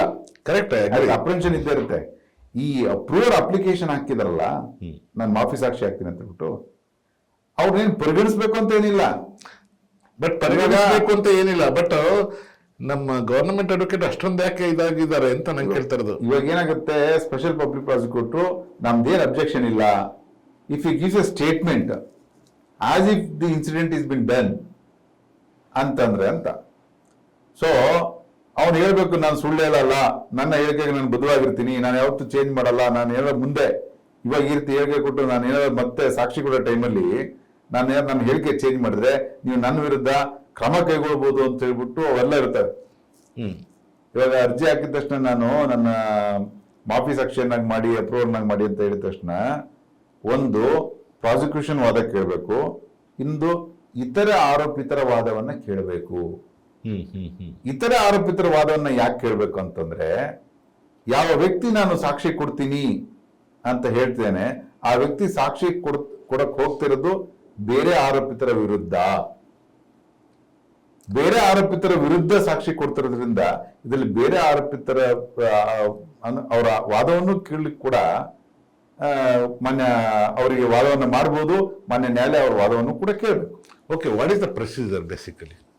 ಸರ್, ಎನಿ ಪರ್ಸನ್ ಯಾರು ಎನಿ ಅಕ್ಯೂಸ್ಡ್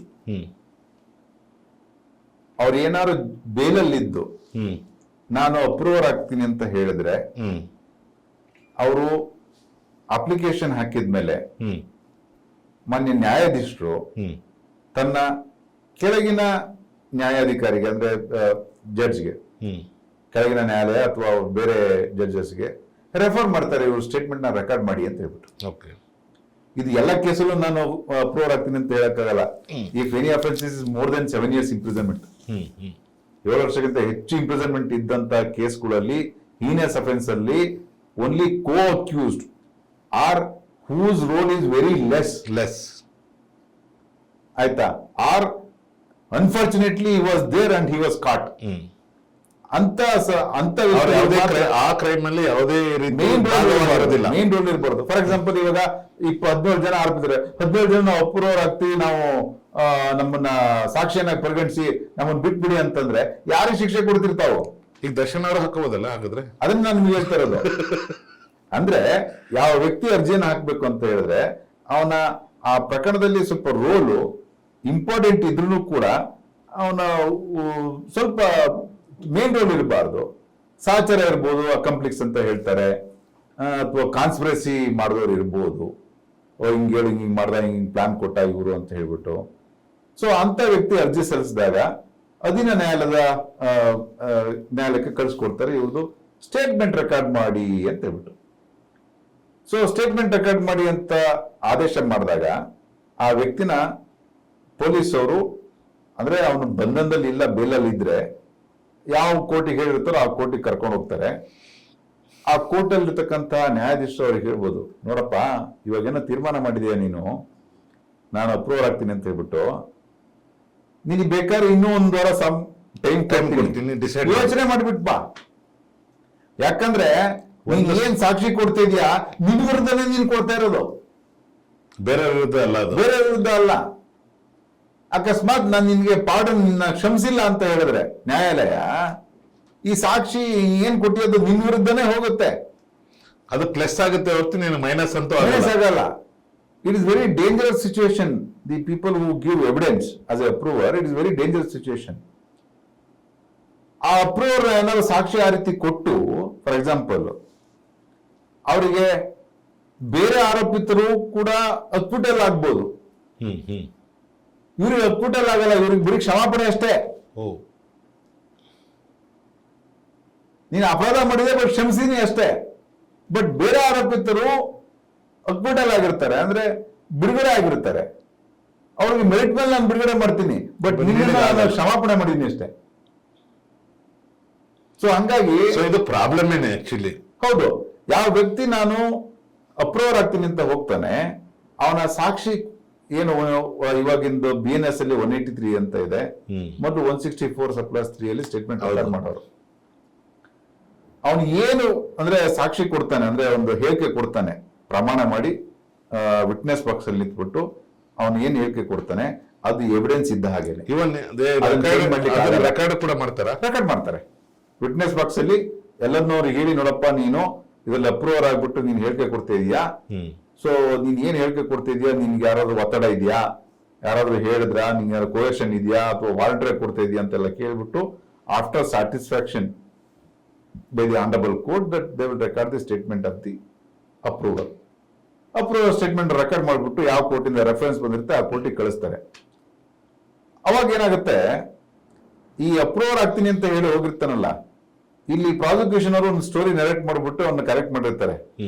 ಇಂಥ ವ್ಯಕ್ತಿ ಅಂತ ಜಾಗಕ್ಕೆ ಹೋಗಿ ಅವನ ಕಣ್ಣೆದುರುಗಡೆ ಇನ್ಸಿಡೆಂಟ್ ಎಲ್ಲ ಆಗಿ ಈ ಬಾಡಿ ತೆಗೆದ್ಬಿಟ್ಟು ಎಸೆಯೋ ಅಂತ ಹೇಳ್ಬಿಟ್ಟು ಅವನಿಗೆ ಸ್ವಲ್ಪ ದುಡ್ಡು ಕೊಟ್ಬಿಟ್ಟು ಆ ಬಾಡಿನ ಅವ್ನು ತಗೊಂಡೋಗಿ ಬೇರೆ ಕಡೆ ಎಲ್ಲ ಹಾಕಿ ಇಂಥವ್ರಿಗೆಲ್ಲ ದುಡ್ಡು ಕೊಟ್ಟು ಅವನೇ ವಾಲಂಟಿಯರ್ಗೆ ಒಂದು 4 ಜನ ರೆಡಿ ಮಾಡಿ ಒಪ್ಕೊಳ್ಳಿ ಸ್ಟೇಷನ್ ಮುಂದೆ ಅಂತೆಲ್ಲ ಸೆಟ್ ಮಾಡಿರ್ತಕ್ಕಂಥ ಏನೇನು ಅಪ್ರೂವಲ್ ಆಗಿ ಇದೆಯಲ್ಲ, ಅದೇ ರೀತಿ ಅವನೇನಾರ ಸಾಕ್ಷಿ ಹೇಳಿದ್ರೆ ಆ ಸಾಕ್ಷಿ ಪ್ರಾಸಿಕ್ಯೂಷನ್ಗೆ ಅನುಕೂಲ ಆಗಿದ್ರೆ ಅವನಿಗೆ ಕ್ಷಮದಾನ ಕೊಡ್ಬೋದು.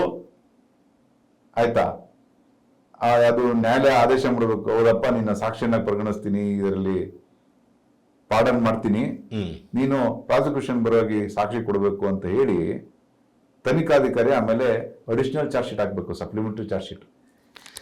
ಸೊ ಅಡಿಷನಲ್ ಈಗ ಚಾರ್ಜ್ ಶೀಟ್ ಸಪ್ಲಿಮೆಂಟರಿ ಹಾಕದಿದ್ರೆ ಮತ್ತೆ ಮುಂದಕ್ಕೆ ಹೋಗುತ್ತಲ್ಲ ಕೇಸ್ ಮುಂದೆ ಹೋಗೋದು ಬೇರೆ, ಇದು ಪ್ರೊಸೀಜರ್ ಬೇರೆ.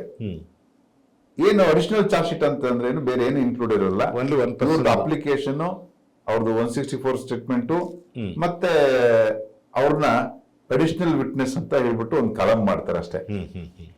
ಆದ್ರೆ ಈ ರೂಲ್ ಏನಿದೆ ಗೊತ್ತಾ, ಯಾವ ವ್ಯಕ್ತಿ ಅಪ್ರೂವರ್ಗೆ ಒಂದು ಅರ್ಜಿ ಹಾಕ್ತಾನಲ್ವಾ, ಅವನು ಜೈಲಲ್ಲಿದ್ರೆ ಅಂದ್ರೆ ಬೇಲ್ ಸಿಗದಲ್ಲೇ ಇದ್ರೆ ಈ ಟ್ರಯಲ್ ಮುಗಿಯೋವರೆಗೂ ಒಂದು ಜೈಲಲ್ಲೇ ಇರಬೇಕು. ಬೇರೆ ಅಪರಾಧಿಗಳು ನಿಮ್ಗೆ ಬೇಲ್ ಅಪ್ಲಿಕೇಶನ್ ಹಾಕೊಂಡು in the mean time pending the trial ಹೊರಗಡೆ ಬಂದ್ರು ಕೂಡ ಈ ವ್ಯಕ್ತಿ ಹೊರಗಡೆ ಬರಕ್ಕಾಗಲ್ಲ. ಸೊ ಇವಾಗ ಯಾರು ಅಪರಾಧಿ ಯಾರು ಇದ್ದಾರೆ ಅವ್ರಿಗೆ ಬೇಲ್ ಸಿಕ್ಕಿಲ್ಲ, ಇವಾಗ ಜೈಲಲ್ಲಿ ಇದ್ದಾರೆ, ಅವ್ರಿಗೆ ಬೇಲ್ ಸಿಕ್ಕಿಲ್ಲ. ಹೌದು, ಹೌದಾ, ಮಾಫಿ ಅಪ್ಲಿಕೇಶನ್ ಹಾಕೊಂಡಿದ್ದಾರೆ, ಅಪ್ರೂವಲ್ ಅಪ್ಲಿಕೇಶನ್ ಹಾಕೊಂಡಿದ್ದಾರೆ. Letter if that application is allowed, ಅವರಿಗೆ ಕೋರ್ಟ್ ಬೇಲ್ ಕೊಡಲ್ಲ, ಎಲ್ಲೋದ್ರೂ ಕೊಡಲ್ಲ, ಬೇಲ್ ಇಲ್ಲ ಅವ್ರಿಗೆ. ಇಲ್ಲಿ ಟ್ರಯಲ್ ಮುಗಿಯೋವರೆಗೂ ಜೈಲಲ್ಲೇ ಇರಬೇಕು 10 ವರ್ಷ ಆದ್ರೂ. 10 ವರ್ಷ ಆದ್ರೂ ಇವರು ಬೇಲ್ ಸಿಕ್ಕಿದ್ರು ಅವ್ರ ಬೇಲ್ ಸಿಗಲ್ಲ. ಇಷ್ಟೆಲ್ಲ ಒಂದು 25 ಜನ ಸಾಕ್ಷಿ ಮಾಡಿದ್ರಲ್ಲ, ನನ್ನ ಮೇಲೆ ಏನು ಕೂಡ ಅಂತ ಏನ್ ಮೆಟೀರಿಯಲ್ ಎವಿಡೆನ್ಸ್ ಬಂದಿಲ್ಲ, ಕೇಸೇ ಡೌಟ್ಫುಲ್ ಇದೆ, ಮೇಜರ್ ವಿಟ್ನೆಸ್ ಎಲ್ಲ ಎಕ್ಸಾಮಿನ್ ಆಗಿದ್ದಾರೆ, ನಮಗೆ ಬೇಲ್ ಕೊಡಿ ಅಂತಂದ್ರೆ ಬೇರೆಯವ್ರಿಗೆ ಸಿಕ್ಬಿಡುತ್ತೆ. ಆದ್ರೆ ಈ ವ್ಯಕ್ತಿ ಸಿಗಂಗಿಲ್ಲ. ಯಾರು ಅಪ್ರೂವಲ್ ಹೋಗಿರ್ತಾರೆ ಅವರು ಅದು ರೂಲ್ಸ್ ಎಲ್ಲ ಹೇಳ್ಬಿಡುತ್ತೆ 307 ಅಲ್ಲಿ CRPC. ಅವನು if is in custody should be in custody till disposal of the trial. So ನಿನ್ನೆಲ್ಲ ನೀನೇ ತೋಡ್ಕೊಂಡಂಗಿದ್ದು. ಹೌದು, ನಿನ್ನ ಸಾವಿಗೆ ನೀನೇ ಕಾರಣ ಅಂದಂಗಿದ್ದು. ಹೌದು. ಸೊ ನಾನೇನ್ ಹೇಳ್ತೇನೆ, ಇವಾಗ ಅಪ್ರೂವರ್ ಆಗೋದು ಇಸ್ ನಾಟ್ ಸೋ ಈಸಿ. ಐದರ್ ಅವರಿಗೆ ಯಾರಾದ್ರೂ ಹೆದರ್ಸಿರ್ಬೋದು, ಲಾಯರ್ಗಳು ಅಥವಾ ಅವರ ಅಡ್ವೈಸರ್ಸ್ಗಳು ಅಥವಾ ಫ್ಯಾಮಿಲಿ ಮೆಂಬರ್ಸ್, ನೋಡಪ್ಪ ನಿನ್ ಜೀವನ ನೀನ್ ನೋಡ್ಕೋ, ಅಪ್ರೂವರ್ ಆಗ್ಬಿಡು, ಈ ಕೇಸಲ್ಲಿ ಮೋಸ್ಟ್ಲಿ ಏನೋ ಕನ್ವಿಷನ್ ಆಗೋ ತರ ಇದೆ, ಅವ್ರು ಏನಾರು ಆಗ್ಲಿ ಅಟ್ಲೀಸ್ಟ್ ನೀನ್ ಹೊರಗಡೆ ಬರ್ತೀಯಾ, ನಿಂದ ಇನ್ನೂ ಜೀವನ ಇದೆ ಅಂತ ಹೇಳ್ಬಿಟ್ಟು ನಿನ್ ಚಾನ್ಸ್ ಇದೆ ಅಪ್ರೂವರ್ ಆಗಕ್ಕೆ ಅಂತ ಹೇಳ್ಬಿಟ್ಟು.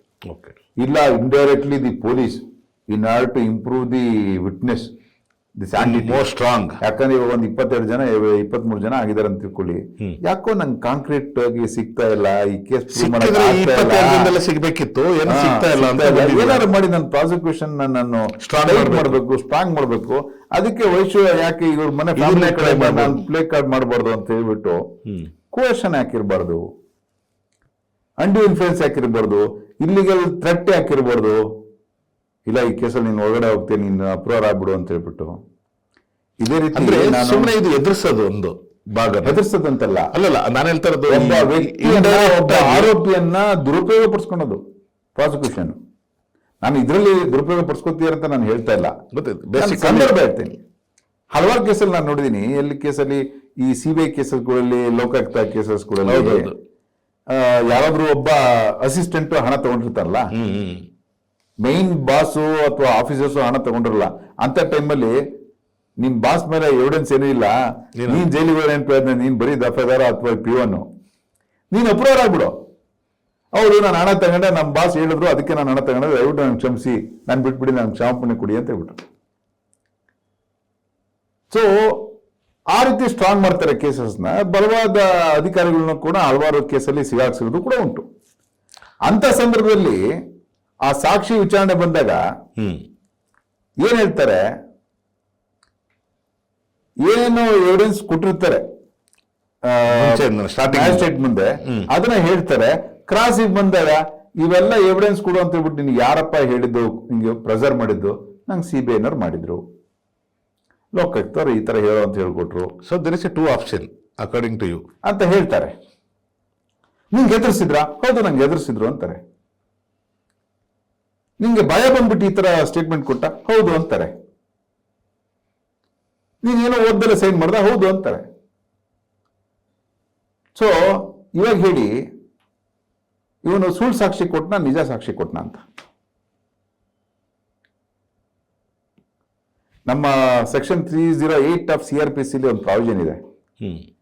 ಯಾವ ವ್ಯಕ್ತಿ ಮಾಫಿ ಸಾಕ್ಷಿ ಅಪ್ರೂವರ್ ಆಗಿರ್ತಾನೋ ಅವನ ವಿರುದ್ಧ ಹೇಳಿಕೆ ಕೊಟ್ರೆ ಅವನ ಪುನಃ ಆರೋಪಿತರನ್ನ ಪರಿಗಣಿಸಿ ಅಂತ.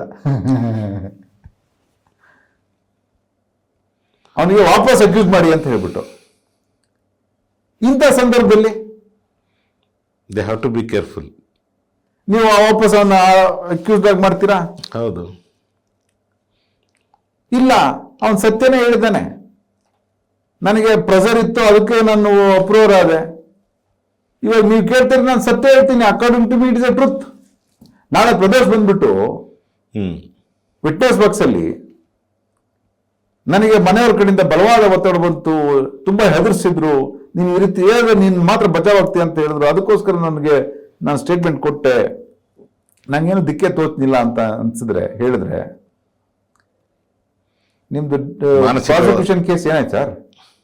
ಡಮಾರ್ ಅಲ್ವಾ? ಸೊ ನಾನು ಇದು ಪ್ರಾಸಿಕ್ಯೂಷನ್ ಅವರ ಆಟನ, ಡಿಫೆನ್ಸ್ ಅವರ ಆಟನ, ಅಥವಾ ಪ್ರದೋಷ್ ಅವರು ವಾಲಂಟರಿ ಆಗಿ ಅರ್ಜಿ ಹಾಕಿ ಅಥವಾ ಈ ತರ ಮಾಡ್ತೀರ, ನಾನು ಯಾವುದು ಕೂಡ ಇಮ್ಯಾಜಿನ್ ಮಾಡೋಕ್ಕಾಗಲ್ಲ.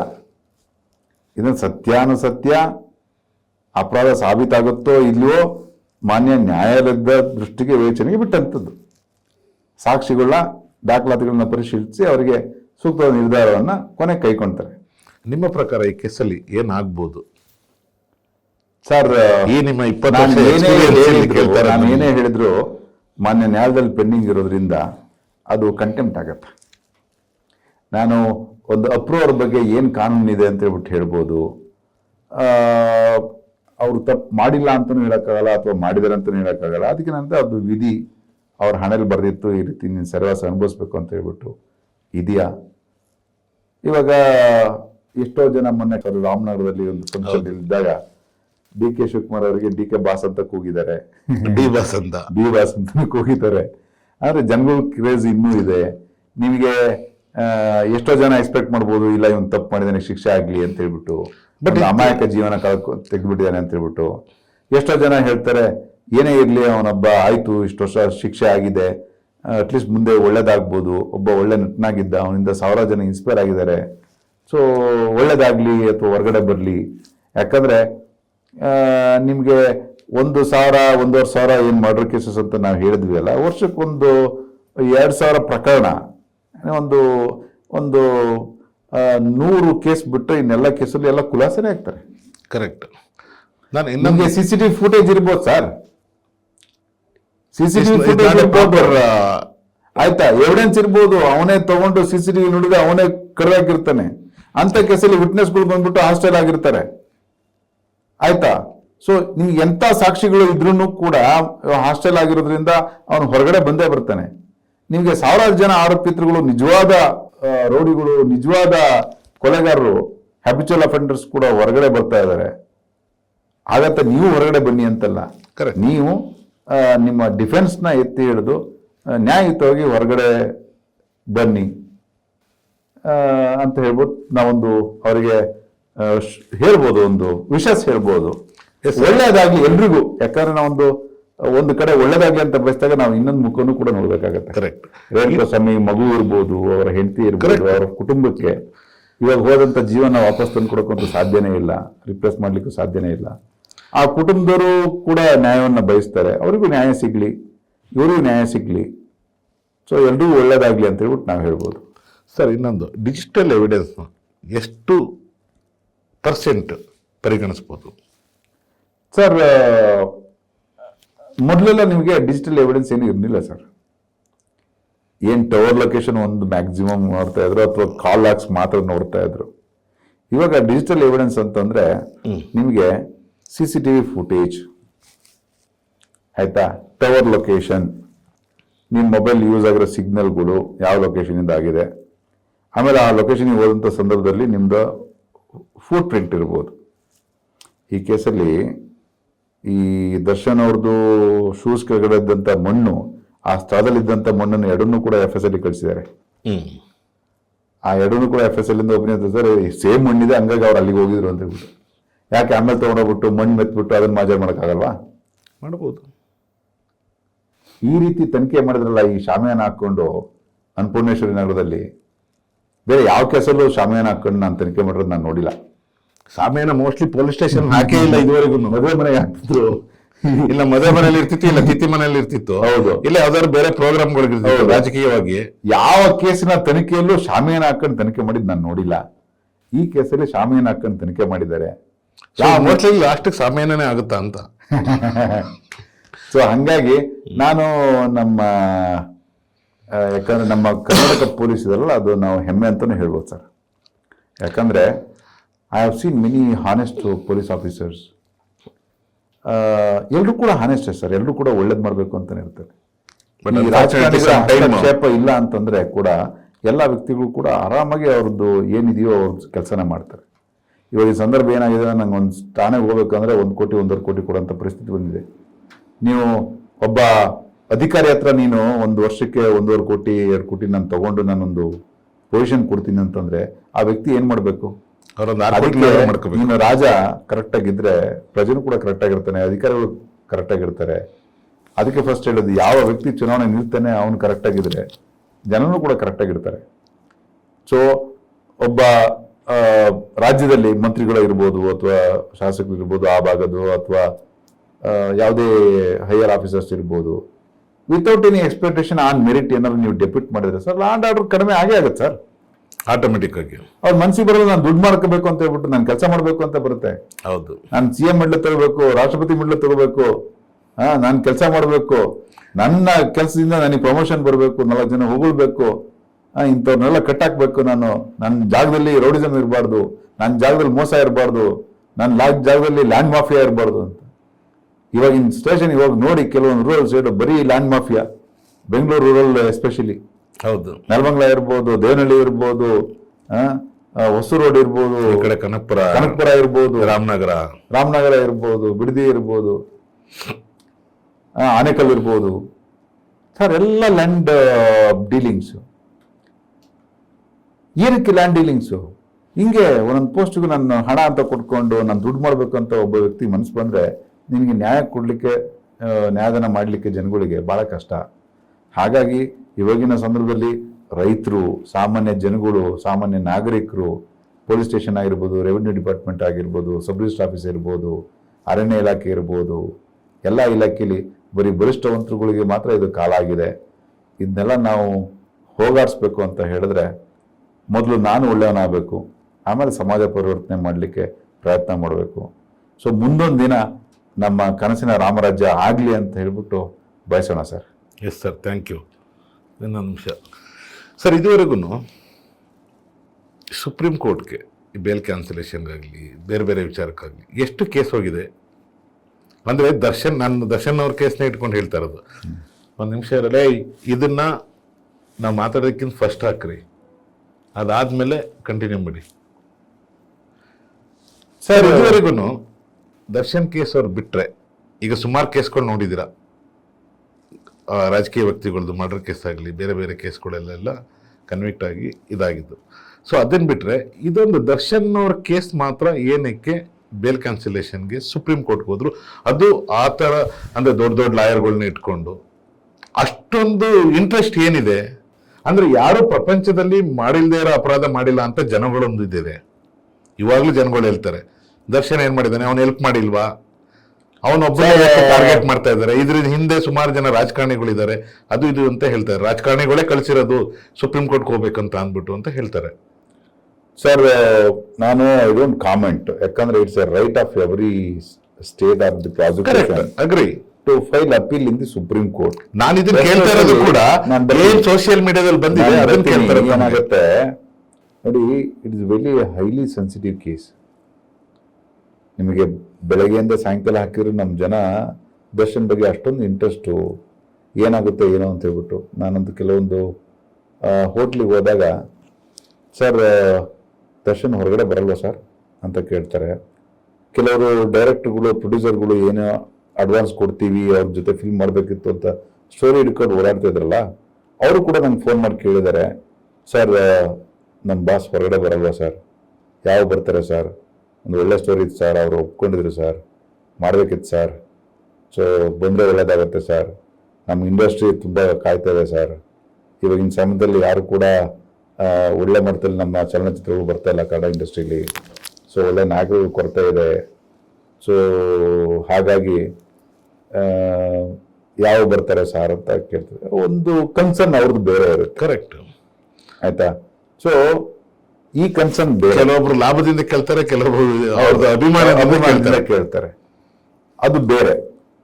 ಈ ಸುಪ್ರೀಂ ಕೋರ್ಟ್ಗೆ ಹೋಗಿದೆಯಲ್ಲ, ಈ ಭಾವನೆ ಇದೆಯಲ್ಲ, ಅಂದರೆ ಹೈಲಿ ಸೆನ್ಸಿಟಿವ್ ಕೇಸ್. ಈ ತರ ಕೇಸಲ್ಲಿ ನೀವೇನಾದ್ರು ಪ್ರಾಸಿಕ್ಯೂಷನ್ ಅವ್ರ ಅಪೀಲ್ ಹೋಗಿಲ್ಲ ಅಂದ್ರೆ ಜನ ಏನ್ ಮಾತಾಡ್ತಾರೆ ಹೇಳಿ?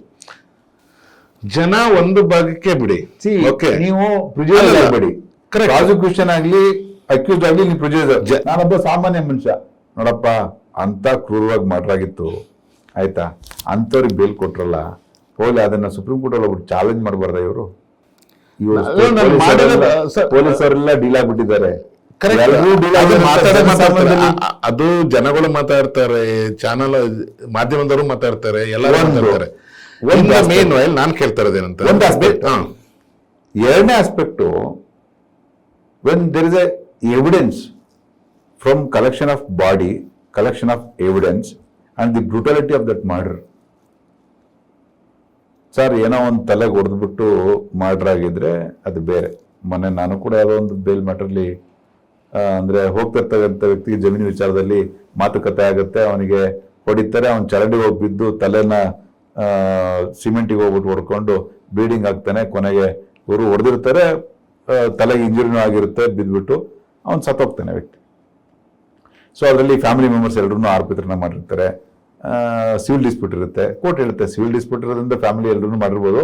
ಹಾಗಾಗಿ ಮನೆ ಮಗಳನ್ನು ಏನೆಲ್ಲ ಚಾರ್ಜ್ ಶೀಟ್ ಹಾಕಿ ಪಾಪ ಜೈಲಿದ್ದಾರೆ, ಅವಳಿಗೆಲ್ಲ ಬೇಲ್ ಕೊಡೋಣ, ತೊಂದರೆ ಇಲ್ಲ ಅಂತ ಹೇಳಿ ಒಂದು ಲೇಡಿಗೆ ಬೇಲ್ ಕೊಡ್ತು. ಸೊ ಎಕ್ಸೆಪ್ಷನ್ಸ್ ನಾನು ನಿಮಗೆ ಹೇಳ್ತೇನೆ. ಸೊ ಇದ್ರಿರ್ಬೋದು, ಫಾಲ್ಸ್ಲಿ ಇಂಪ್ಲಿಕೇಟ್ ಮಾಡಿರ್ಬೋದು, ಪಾಪ ಅಪ್ಪ ಅಣ್ಣ ಕೊಲೆ ಮಾಡಿದ್ರೆ ಮಗಳನ್ನ ಯಾಕೆ ಸೇರಿಸ್ಬೇಕು, ಅಳಿನ ಯಾಕೆ ಸೇರಿಸ್ಬೇಕು ಅಂತ ಹೇಳ್ಬಿಟ್ಟು. ಈ ಕೇಸಲ್ಲೂ ಕೂಡ ನಿಮಗೆ ಇಷ್ಟೆಲ್ಲ ಸಾಕ್ಷಿಗಳು ಇರ್ಬೇಕಾರೆ, ಇಷ್ಟೆಲ್ಲ ಬ್ರುಟಾಲಿಟಿ ಮಾಡೋಕ್ಕಿರ್ಬೇಕಾರೆ, ನಾನು ಯಾಕೆ ಸುಪ್ರೀಂ ಕೋರ್ಟಿಗೆ ಹೋಗಿ ಇವರು ಮಾಡಿದಂಥ ತಪ್ಪುಗಳನ್ನ ಎತ್ತಿ ಹಿಡಿಬಾರ್ದು? ನಾನು ಅದನ್ನೇ ಹೇಳ್ತೀನಿ, ಸ್ವಯಂಕೃತ ಅಪರಾಧ ಅಂತ. ನಾರ್ಮಲಿ ಯಾವುದೇ ಬೇಲ್ ಆರ್ಡರ್ ಆಗಿದ್ರೆ ಅದು ಡಿಸ್ಕ್ರಿಷನರಿ ಪವರ್. ಸುಪ್ರೀಂ ಕೋರ್ಟ್ ಆಗಲಿ, ಬೇರೆ ಯಾವುದೇ ಡಿಸ್ಟ್ರಿಕ್ಟ್ ಕೋರ್ಟಲ್ಲಿ ಕೊಟ್ಟಿದ್ರೆ ಹೈಕೋರ್ಟ್ ಆಗಲಿ, ಹೈಕೋರ್ಟಲ್ಲಿ ಕೊಟ್ಟಿದ್ರೆ ಸುಪ್ರೀಂ ಕೋರ್ಟ್ ಆಗಲಿ, ನಾರ್ಮಲಿ ಇಂಟರ್ಫಿಯರ್ ಮಾಡಲ್ಲ. ನಿಮಗೆ 100ಕ್ಕೆ 99% ಇಂಟರ್ಫಿಯರ್ ಮಾಡೋದೇ ಇಲ್ಲ ಕ್ಯಾನ್ಸಲೇಷನ್ಗೆ, ಬೇಲ್ ಕ್ಯಾನ್ಸಲೇಷನ್ಗೆ. ಎಕ್ಸೆಪ್ಷನ್ಸ್ ಷರತ್ಗಳು ಕೂಡ ಹಾಕ್ಬೋದು. ಎಕ್ಸೆಪ್ಷನ್ಸ್ ಇದೆ. ಎಕ್ಸೆಪ್ಷನ್ಸ್ ಯಾವಾಗ ಒಬ್ಬ ರೌಡಿನ ರಿಲೀಸ್ ಮಾಡಿರ್ತಾರೆ, ಅವನು ಹೋಗ್ಬಿಟ್ಟು ಇನ್ನೊಂದೆರಡು ಅಟೆಂಪ್ಟ್ ಮಾಡಿ ಟ್ರೈ ಮಾಡಿರ್ತಾನೆ, ಇಲ್ಲ ಇವ್ರನ್ನ ಹೋಗ್ಬಿಟ್ಟು ಹೆದರ್ಸಿರ್ತಾನೆ, ಅವ್ರು ಹೋಗ್ಬಿಟ್ಟು ಕಂಪ್ಲೇಂಟ್ ಕೊಟ್ಟಿರ್ತಾರೆ, ಬೇಲ್ ಕಂಡೀಷನ್ಸ್ ವೈಲೇಟ್ ಮಾಡಿರ್ತಾರೆ, ಇಂಥ ಸಂದರ್ಭ ಬೇರೆ. ಸೊ ಈ ಸ್ವಯಂಕೃತ ಅಪರಾಧ ಅಂತ ಏನಂತ ಹೇಳಿದ್ರೆ, ಒಂದು ಜೈಲಲ್ಲಿ ಸಿಕ್ಕಿದ್ದಂತ ಸತ್ಕಾರ ಮತ್ತೆ ಅವರ ಪ್ರಭಾವ, ಮತ್ತೆ ಅವರ ಆರೋಗ್ಯ ಸರಿಯಿಲ್ಲ ಅಂತ ಹೇಳಿ ಹೊರಗಡೆ ಬಂದು ಯಾವುದೇ ಕೂಡ ಅವ್ರ ತಪಾಸಣೆ ನಡೆಸ್ದಲೆ ಅಥವಾ ಆ ಸಂದರ್ಭನ ಅವ್ರು ಮಿಸ್ಯೂಸ್ ಮಾಡ್ಕೊಂಡಿದ್ದು. ಮೂರನೇದು brutality of the murder.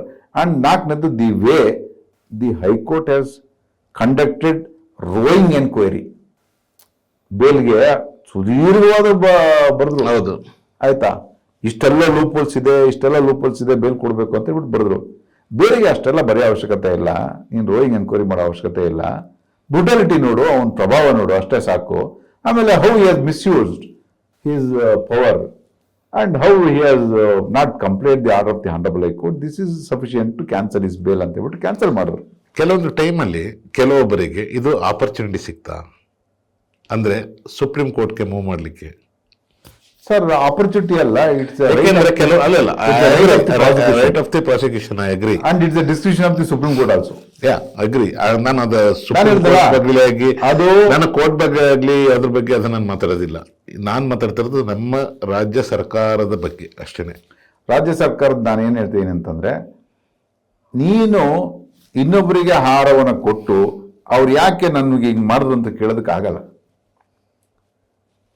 the first mistake you have committed, either you have to listen to your advocate or listen to the family, or you should have a brain, or you should have a patience. ನಿನಗೆ patience ಇಲ್ಲ, lawyer ಮಾತು ಕೇಳಲ್ಲ, ನಾನು ಬೇರೆ ಯಾರ ಮಾತು ಕೇಳಲ್ಲ, ನಾನು ಹಿಂಗೆ ಇರ್ತೀನಿ, ಆಗುತ್ತೆ ಆಗುತ್ತೆ ಅಂತ ಭರವಸೆ ಏನಿದೆಯಲ್ಲ, ಅದೇ ತಪ್ಪು ಮಾಡಿರೋದು. ನಾನು ಏನು ಮಾಡಿದ್ರು ಆಗುತ್ತೆ, ನನಗೇನು ಆಗಲ್ಲ ಅಂತ ಹೇಳ್ಬಿಟ್ಟು ಒಂದು ಭಾವನೆ ಇರುತ್ತಲ್ಲ, ಆ ಭಾವನೆ ತಲೆಯಿಂದ ಬಂದು ಮಾನ್ಯ ಏನು ನ್ಯಾಯಾಲಯ ಒಂದು ಕಂಡೀಷನ್ ಕೊಟ್ಟಿರುತ್ತೆ ಅದನ್ನು ಸದುಪಯೋಗ ಮಾಡ್ಕೊಂಡಲ್ಲೇ, ಅಂದರೆ ದುರುಪಯೋಗ ಮಾಡ್ಕೊಂಡಲ್ಲೇ ಸದುಪಯೋಗ ಮಾಡ್ಕೊಂಡಿದ್ರೆ ನಿಮಗೆ ಈ ಸಂದರ್ಭ ಬರ್ತಾ ಇರಲಿಲ್ಲ. ಕೆಲವೊಂದು ಸ್ವಯಂಕೃತ ಅಪರಾಧದಿಂದ ತಾವು ಎಡವಿದ್ದೀರಿ, ಮುಂದೆ ಎಡವಬೇಡಿ ಅಂತ ಹೇಳ್ಬಿಟ್ಟು ಹೇಳ್ಬೋದು. Yes sir, thank you so much sir. ಹೆಚ್ಚಿನ ವಿಡಿಯೋಗಳಿಗೆ ಪ್ರತಿಧ್ವನಿ ಯೂಟ್ಯೂಬ್ ಚಾನೆಲ್ ಸಬ್ಸ್ಕ್ರೈಬ್ ಮಾಡಿ, ಬೆಲ್ ಐಕಾನ್ ಕ್ಲಿಕ್ ಮಾಡಿ.